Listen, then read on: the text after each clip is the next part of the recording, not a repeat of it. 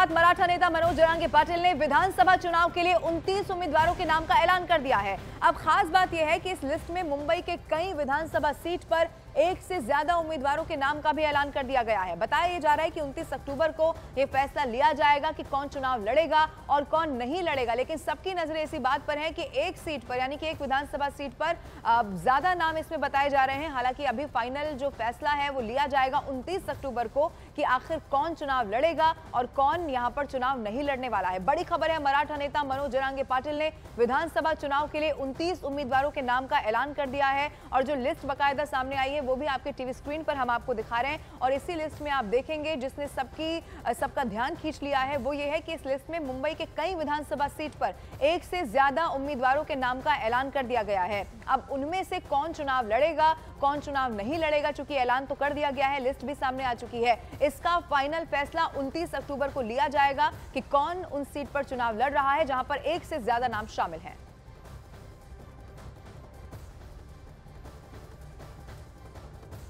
तो महाराष्ट्र में विधानसभा चुनाव के लिए तमाम पार्टियां अपनी अपनी तैयारी करती हुई यहां पर दिखाई दे रही हैं। आपको यह भी बता दें कि हाई लेवल मीटिंग्स भी सीटों को लेकर चल रही हैं, चूंकि महाराष्ट्र में विधानसभा चुनाव अब बेहद करीब है। ऐसे में मराठा नेता है मनोज जरांगे पाटिल, उनकी तरफ से भी अब 29 उम्मीदवारों के नाम का ऐलान कर दिया गया है। मुंबई पर खासतौर पर अगर फोकस किया जाए तो मुंबई के कई विधानसभा सीट ऐसे हैं जहां पर एक से ज्यादा उम्मीदवारों के नाम का ऐलान किया गया है। अब ये किस रणनीति के तहत किया गया है और उनमें से भी जो नाम फाइनल होगा, यानी कि अगर किसी का ऐलान किया है और अगर उसका नाम वापस लिया जाएगा तो कैसी स्थिति यहां पर बनती है ये भी देखना होगा। बताया जा रहा है कि 29 अक्टूबर को फैसला ले लिया जाएगा कौन चुनाव लड़ेगा कौन नहीं लड़ेगा। विवेक गुप्ता फोन लाइन पर मेरे साथ मौजूद है। विवेक, लिस्ट तो सामने आ गई है, 29 उम्मीदवारों का ऐलान भी हो चुका है, लेकिन जिसने सबकी नजरें इस लिस्ट को लेकर खींच दी है वो ये है कि कैसे एक ही सीट पर ज्यादा उम्मीदवारों के नाम, फिर इसका फैसला कैसे लिया जाएगा? देखिए लेविना, यही सबसे बड़ा कंफ्यूजन है। जिस तरीके से मनोज जरांगे पाटिल जो मराठा नेता हैं उन्होंने अपने उम्मीदवारों के लिए जाहिर तो कर दी है, उसमें देखिए 29 नाम उन्होंने जाहिर किए हैं और सारे के सारे जो 29 नाम है वो मुंबई की 36 सीटों पर चुनाव लड़ने की तैयारी में करें। लेकिन एक ही विधानसभा सीट पर उन्होंने 3-3, 4-4 और कहीं 2-2 उम्मीदवारों के नाम जाहिर किए हैं। उनका साफ तौर पर कहना है कि अब ये मंगलवार या सोमवार को ये डिसाइड करेंगे कि कौन सा उम्मीदवार कौन सी विधानसभा सीट से चुनाव लड़ेगा। उनका साफ तौर पर कहना है जरांगे पाटिल का, ये जो उम्मीदवारों की लिस्ट है और उम्मीदवारों के नाम है वो सभी अपनी तैयारी कर लें। सोमवार को वो तय करेंगे या फिर मंगलवार को तय करेंगे, क्योंकि मंगलवार को नॉमिनेशन भरने का आखिरी दिन है। मंगलवार को तय करेंगे कि किस विधानसभा सीट से चुनाव लड़ने के लिए कहा जाएगा। तो एक तरीके से कह सकते हैं कि मनोज जरांगे पाटिल की रणनीति के तहत वो अपने कैंडिडेट को उतारने की कोशिश कर रहे हैं और ये सिर्फ जो लिस्ट आई वो सिर्फ महाराष्ट्र के मुंबई के 36 सीटों पर उस पर लिस्ट आई है। और माना जा रहा है कि बाकी जहां मनोज जरांगे पाटिल सबसे ज्यादा स्ट्रांग है विदर्भ इलाकों में, वहां पर वो और मराठवाड़ा इलाकों में वहां पर वो अपनी लिस्ट और भी उम्मीदवारों की जारी कर सकते हैं। ठीक है विवेक, यानी कि एक विधानसभा सीट और एक से ज्यादा उम्मीदवार, अब ऐसे में कैसे कंफ्यूजन दूर होगा जरूर देखना होगा और ऐसी कई सारी सीटें बताई जा रही हैं। विवेक, बहुत शुक्रिया तमाम जानकारी देने के लिए। महाराष्ट्र विधानसभा चुनाव से जुड़ी हुई अगली एक और खबर आपको बता दें, 1 महीने से भी कम का वक्त अब रह गया है। ऐसे में महाराष्ट्र विधानसभा चुनाव को लेकर महाविकास आघाड़ी में सीट शेयरिंग फॉर्मूला लगभग तय होने का दावा किया जा रहा है। सूत्रों के मुताबिक महाविकास आघाड़ी के दलों के बीच सीट शेयरिंग पर अब नया फॉर्मूला तैयार किया गया है। नए फॉर्मूले के मुताबिक महाराष्ट्र में तीनों दल कांग्रेस, उद्धव गुट और शरद पवार गुट 90-90 सीटों पर चुनाव लड़ने की तैयारी में है। वहीं बची हुई 18 सीटों को सहयोगी दलों को देने का फैसला किया गया है। यही माना जा रहा है, सूत्र ये बता रहे हैं कि एक फाइनल फॉर्मूला तैयार हो चुका है।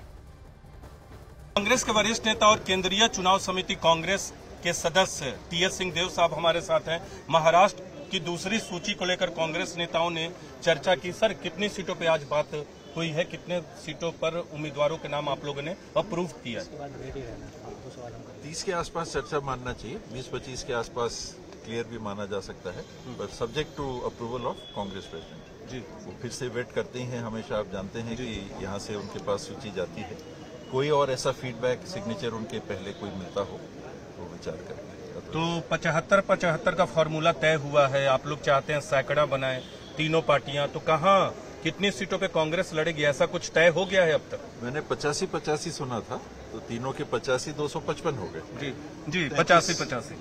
33 सीटें बचती हैं, तो क्योंकि अभी तक तैयार नहीं है और मीटिंग्स होती हैं, तो तीनों पार्टियां ओपन रखती होंगी अपने आप को 33 में जी, कैंडिडेट्स देख रही होंगी 33 में, तो उस हद तक मानिए। अभी तो ये माने कि 85 के उस घोषित फॉर्मूले के हिसाब से पूरी तैयारी है।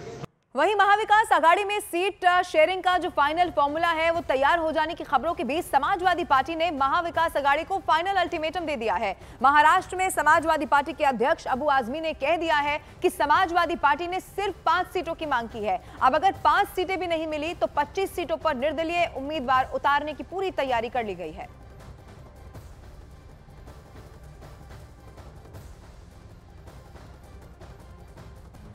सर, मैं 5 उम्मीदवार अनाउंस कर चुका हूं। यदि आप मुझे जवाब देते हैं तो ठीक है, नहीं तो मैं 25 उम्मीदवार मेरे पास तैयार हैं, मैं लड़ाऊं, क्योंकि मेरे को इसके पहले 2 बार धोखा कांग्रेस से हो चुका है। इसी तरह से जब 1 दिन बाकी 2 दिन बाकी रहता है तो कह रहे हैं हम अभी हमारी सीटों का बंटवारा हो रहा है, वेट करो। लास्ट में ये लोग धोखा दे देते हैं। यदि इन्होंने मेरे को 5 सीट पे ओके किया, ये 5 सीट पक्का लड़ाएंगे और 1-2 सीट देने की बात की तो मैं अलायंस में रहूँगा, और नहीं दिया तो मैं आज़ाद उम्मीदवार 25-30 लड़ाऊँगा, उसका जो भी होगा हो जाने हो। मैं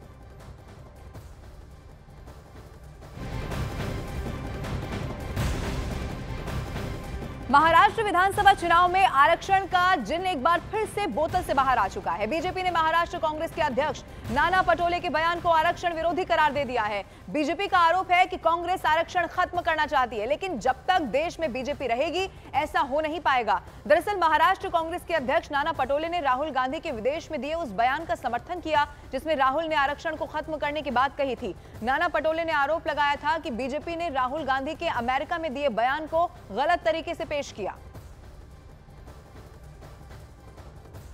पटोले जी ने जो वक्तव्य दिया है और राहुल गांधी जी ने विदेश में जाकर आरक्षण के खिलाफ जो वक्तव्य किया था उसका पूरा समर्थन आज नाना पटोले जी ने किया है।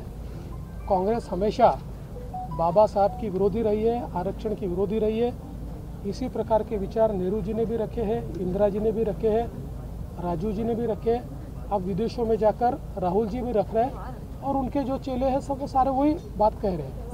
लेकिन मैं आपको बता देना चाहता हूं, जब तक भारत का संविधान है और भारत में भाजपा है, आरक्षण को कोई हाथ नहीं लगा पाएगा।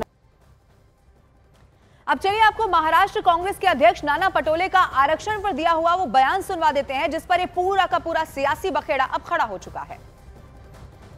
एक राहुल गांधी जी ने जो बयान किया था, जो भाजपा को उस बयान को कैसा तोड़ मोड़ करके दिखाने का काम और वो पाप किया है, वो बाद में खुला हुआ है। जिनको अंग्रेजी नहीं समझती उसको तोड़ ताड़ के उन लोगों ने किया है। राहुल जी ऐसे एक व्यक्ति है देश के लिए कि जिन्हें संविधान के सुरक्षा के लिए लड़ाई वो लड़ते रहे और देश की जनता जानती है। और वो जिस तरह से राहुल जी को पकड़कर और कांग्रेस को लेकर जिस तरह से बदनाम करते हैं वो बात तो स्पष्ट है। और महाराष्ट्र में तो ये ऐसा है, महाराष्ट्र हमारा एक राज्य ऐसा है कि वो शाहू फुले अम्बेडकर विचारधारा का है।